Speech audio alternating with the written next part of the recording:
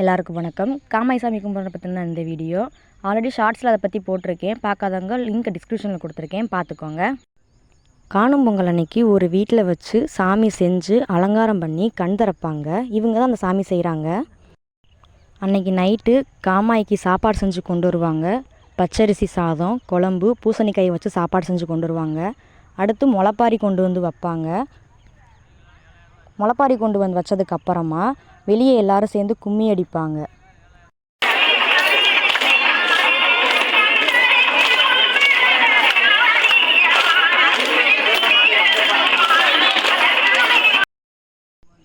இங்கே 3 சாமிங்க இருக்காங்க.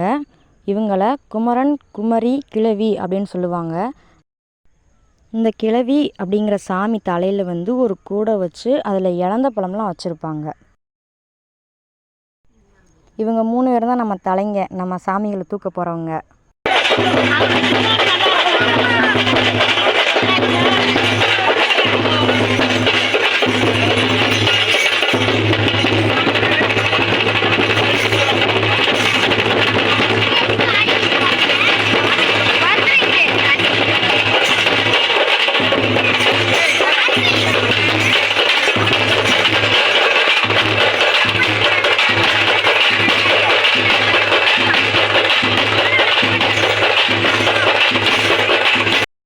சாமி தூக்குனதும் அப்படியே எல்லாரும் பின்னாடியே முளைப்பாரி தூக்கிட்டு வருவாங்க.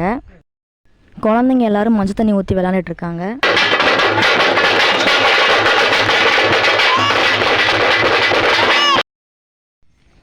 தேங்காய் பூ பழம் வச்சு எல்லார் வீட்லேயும் சாமிக்கு அர்ச்சனை பண்ணுவாங்க.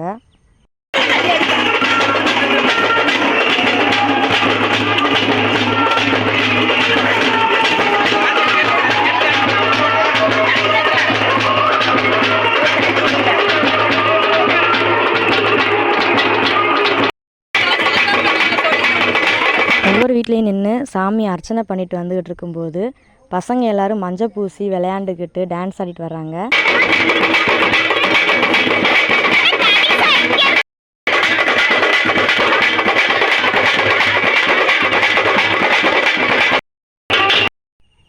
ஊருக்கு நடுவில் வந்ததும் பொண்ணுங்களும் சேர்ந்து டான்ஸ் ஆட ஆரம்பிச்சிட்டாங்க.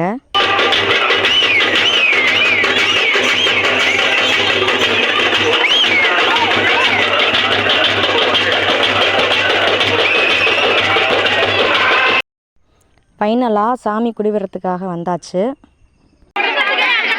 இங்கே முளைப்பாரிலாம் இறக்கி வச்சுட்டு எல்லோரும் கும்மி அடிப்பாங்க.